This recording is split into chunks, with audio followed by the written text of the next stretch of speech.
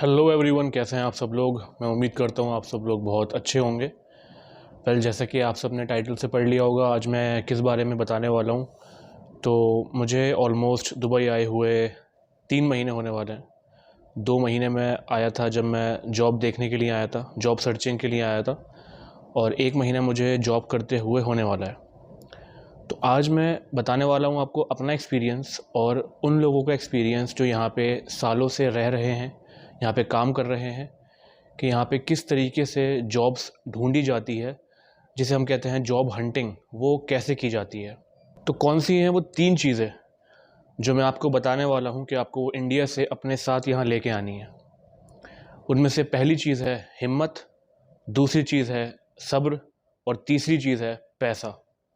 अगर ये 3 चीज़ें आप यहाँ पे अपने साथ लेके नहीं आएंगे तो आप यहाँ से खाली हाथ वापस जाने वाले हैं, ये बात तो तय है। क्योंकि जो सबसे बड़ी गलतफ़हमी होती है उन लोगों की जो इंडिया में रह रहे होते हैं, उनकी सबसे बड़ी गलतफ़हमी ये होती है, मुझे भी थी जब मैं इंडिया था, जब मैं यहाँ पे कभी पहले नहीं आया था, मैं खाली रील्स देखता था, मैं खाली बड़ी बड़ी बातें सुनता था दुबई के बारे में, कि वहाँ पे आप बस पैर रखेंगे और पैसों की बारिश होना शुरू हो जाएगी। ऐसा बिल्कुल नहीं है, बिल्कुल भी नहीं है। No matter who you are, what you have to struggle in the beginning. आपको शुरुआत में बहुत ज़्यादा हासिल करना पड़ेगा, बहुत ज़्यादा। एक तरीके से दुबई वो जगह है जो आपको तोड़ तोड़ देती है। वो इतनी कैपेबिलिटी है दुबई के अंदर कि एक अच्छे से अच्छे इंसान को तोड़ के रख सकती है, अगर आपके अंदर सब्र नहीं है तो। अब ये सब बातें सुन के बहुत से लोग मुझसे कहेंगे कि तुम डिमोटिवेट कर रहे हो लोगों को, तुम खुद तो चले गए और जॉब भी करने लगे और तुम अब डिमोटिवेट कर रहे हो बाकियों को। ऐसा बिल्कुल नहीं है। मैं ऐसा बिल्कुल नहीं कह रहा हूँ कि दुबई आना ज़ाया जाएगा या फिर दुबई आना बेकार है। मैं ऐसा बिल्कुल भी नहीं कह रहा हूँ। इस बात की श्योरिटी है कि अगर आपने यहाँ पे हिम्मत से आप रह लिए, आपने यहाँ पे मेहनत कर ली, आपने यहाँ पे सब्र कर लिया, तो फॉर श्योर इंशाल्लाह आपको उसका फल ज़रूर मिलेगा। क्योंकि दुबई में क्या है कि दुबई में आप इंडिया में चाहे कुछ भी हो, आपने इंडिया में कुछ भी किया हो, आपने इंडिया में कितनी भी बड़ी बड़ी काम, बड़ा बड़ा काम आपने कुछ भी करा हो, वो यहाँ पे आके ज़ीरो हो जाता है। Zero, almost zero. कुछ कंपनीज़ हैं जो यहाँ पे इंडिया का एक्सपीरियंस मानती हैं, लेकिन वो बहुत कम है। और मोस्ट ऑफ दी कंपनीज़ जो यहाँ पे बड़ी बड़ी कंपनीज़ हैं, अच्छी कंपनीज़ हैं, वो इंडिया का एक्सपीरियंस यहाँ बिल्कुल भी कंसिडर नहीं करती हैं। तो जब आप यहाँ पे आ रहे हों तो अपने आप को एज अ फ्रेशर ही लेकर आएँ, और अपने आप को ये ना सोचें कि मैंने बड़ी कंपनी में काम किया है। मैं खुद एक इंडिया में काफ़ी अच्छी रेप्यूटेड कंपनी में काम कर चुका हूँ, लेकिन जब मैं यहाँ पे आया तो मेरा एक्सपीरियंस ज़ीरो हो गया था। तो इसमें यही होता है कि आप जब यहाँ पे आएँ तो आपको जॉब ढूंढने में काफ़ी परेशानी आएगी, बहुत आपको भागा दौड़ी करनी पड़ेगी, अपनी एड़ियाँ घिसनी पड़ेंगी, और हो सकता है उसके बाद भी आपको जॉब ना मिले। क्योंकि एक बहुत सैड रियलिटी है दुबई की कि फ्रेशर को यहाँ पे कुछ नहीं माना जाता है। उसकी पीछे रीज़न ये है कि यहाँ पे जो ऑडियंस आ रही है, जो यहाँ पे लोग आ रहे हैं, कैंडिडेट्स आ रहे हैं, वो पूरी दुनिया से आ रहे हैं। उनकी जो क्वांटिटी है वो बहुत ज़्यादा है, और जो जॉब अपॉर्चुनिटीज़ हैं वो बहुत कम है। और सबको जॉब करने की एक चाह होती है, हर कोई चाहता है कि हम जॉब कर लें। तो कंपनीज़ को कम पैसों में एक्सपीरियंस्ड बंदे भी मिल जाते हैं। तो ऑब्वियस सी बात है कि जो एक्सपीरियंस्ड लोग हैं, कंपनी उन्हीं को प्रेफर करेगी, ना कि किसी फ्रेशर को। तो ये तो हमने बात कर ली हिम्मत की, कि आपको किस तरीके की हिम्मत दुबई आने के बाद चाहिए।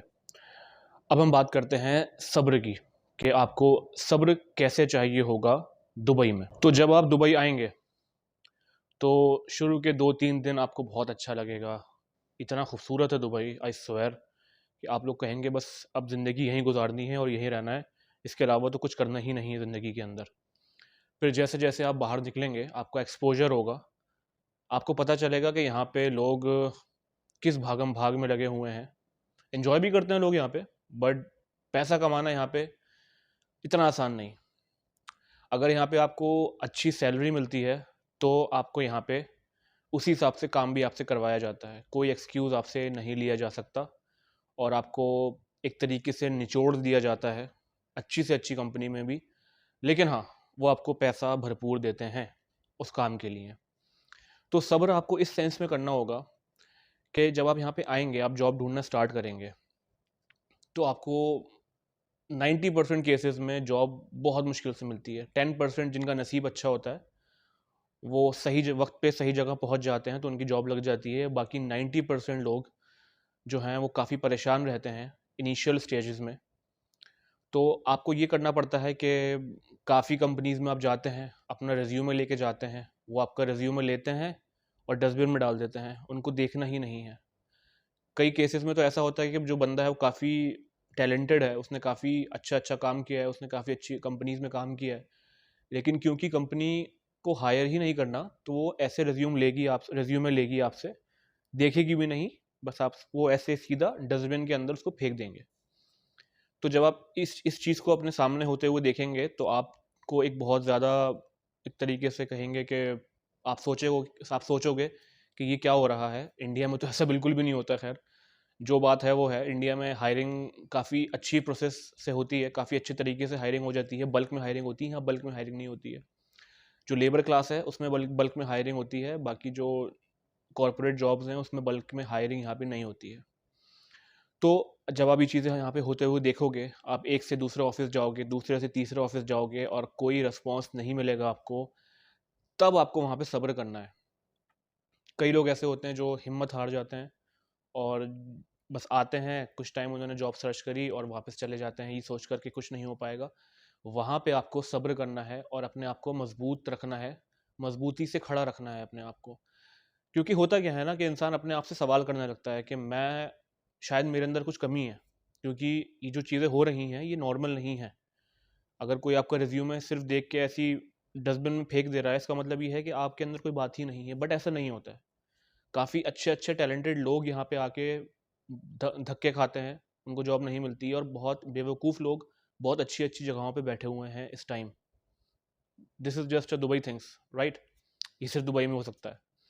तो आपको यहाँ पे अपने आप को मजबूत रखना है और कोशिशों में लगे रहना है, और सबसे बड़ी बात, ऊपर वाले से दुआ करते रहना है, क्योंकि यहाँ पे लक बहुत ज़रूरी है।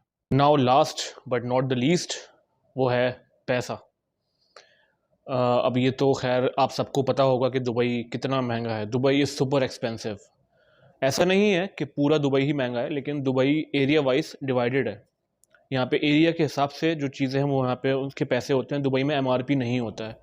सेम चीज़ आपको एक एरिया में 2 दिरहम की मिल रही होगी, वो सेम चीज़ दूसरे एरिया में आपको 4 दिरहम की मिल रही होगी।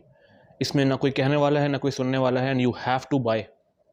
आपको ख़रीदना ही पड़ेगा, क्योंकि अगर आप मान के चलिए कि जो जगह जहाँ पे 2 दिरहम की जो चीज़ मिल रही है वो 2 किलोमीटर दूर है आपसे, और जिस जगह पे आप हो वहाँ 4 दिरहम की मिल रही है, तो आपको 4 दिरहम की लेनी पड़ेगी। आप 2 किलोमीटर दूर नहीं जा सकते। तो दुबई में ये हिसाब है। तो दुबई में अगर आप स्टार्टिंग में 2 महीने की वीज़ा पे आओगे, मोस्ट ऑफ द केसेस में आपको अपना वीज़ा एक्सटेंड कराना ही पड़ेगा। 2 महीने में इतनी आसानी से जॉब नहीं मिलती है। मिल भी सकती है, मुझे एक्सटेंड नहीं कराना पड़ा था, लेकिन कराना पड़ सकता है। तो कम से कम आप अगर दुबई आएँ तो आपके पास 3 महीने का बैकअप होना चाहिए दुबई में रहने का। 3 महीने का बैकअप, आपका रहना, आपका खाना, आपका जो भी आने जाने के जो आप कुछ भी मेट्रो बसेस कुछ भी आप करोगे, उसका पैसा आपके पास होना चाहिए। तो कुल मिला के मोटा मोटा अगर हम देखें तो एक ऑन एन एवरेज आपको कम से कम 1000 दिरहम जो है आपका महीने का रहने का चाहिए ऑन एन एवरेज, और कम से कम 1000 दिरहम खाने का चाहिए पर मंथ, और कम से कम 500 दिरहम आपकी जेब में होना चाहिए, जो कि आपका मेट्रो बसेस इन सब चीज़ों के लिए होना चाहिए, और 500 दिरहम एक्स्ट्रा होना चाहिए आपके पास। तो तकरीबन आपको 3000 दिरहम पर मंथ की यहाँ पे ज़रूरत रहने वाली है ऑन एन एवरेज। कम ज़्यादा हो सकता है आपके ऊपर कि आप कहाँ रह रहे हैं, किधर आप क्या खा रहे हैं, लेकिन अगर मैं ऑन एन एवरेज लेके चलूँ तो 3000 दिरहम पर मंथ चाहिए, यानी कि 9000 दिरहम आपका हो गया 3 महीने का। 9000 दिरहम मोटा मोटा, एग्जैक्ट नहीं बोल रहा हूँ मैं, 2 लाख रुपए के आसपास होगा। तो कम से कम 2 लाख रुपए आपके बैंक में होना चाहिए यहाँ पे जब आप आ रहे हो, क्योंकि पैसा बहुत इंपॉर्टेंट है यहाँ पे।